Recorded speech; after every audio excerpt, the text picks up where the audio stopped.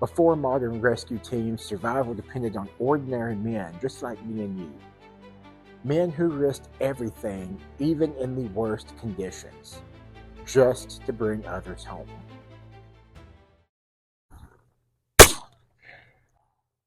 You hear that? That's the echoes of freedom.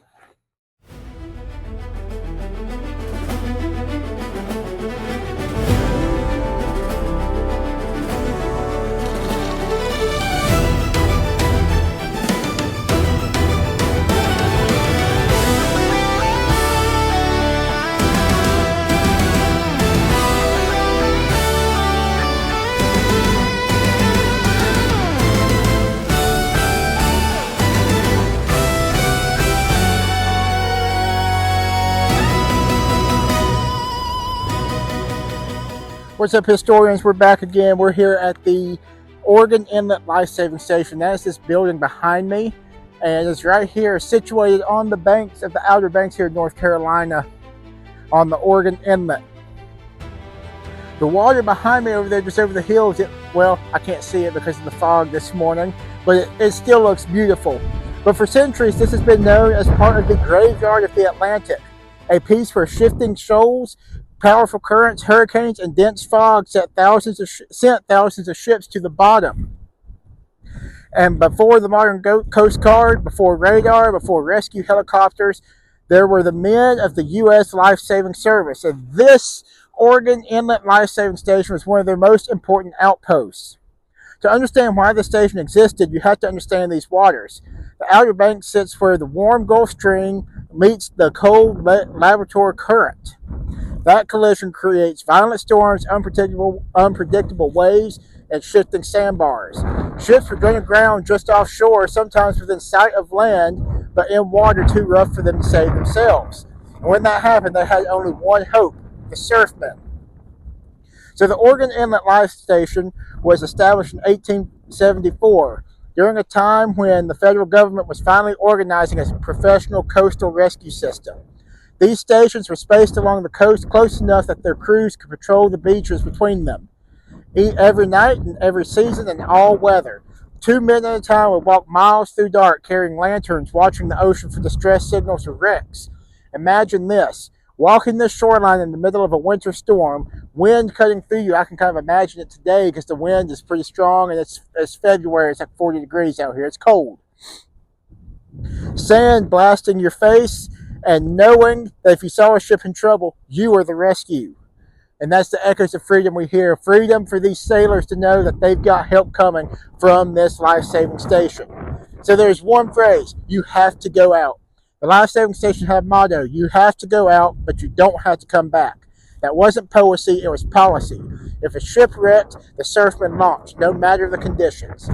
Their primary rescue tool was the surf boat, a heavy wooden boat that had to be physically dragged across the sand and launched straight into the breaking waves. Think about that. Not from a protected harbor, not from a pier, straight into the surf. Think about going to the beach and trying to get out and do some surfing or something. You're having to fight the waves to even get to calmer waters. Other times they use the breacher's buoy rescue system, firing a line from shore to the wreck using a small cannon, then pulling sailors to safety one by one through the raging surf. It was one of the most dangerous rescue jobs in American history.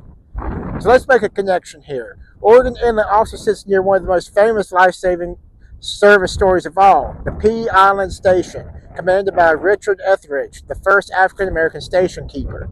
In 1896, his all-black crew performed one of the most daring rescues in U.S. maritime history, saving the entire crew of the wrecked E.S. Newman during a hurricane by swimming through the surf with a line tied to their bodies. They weren't recognized for nearly 100 years, and that's the kind of courage that defined these stations, and that's why we're telling the story today.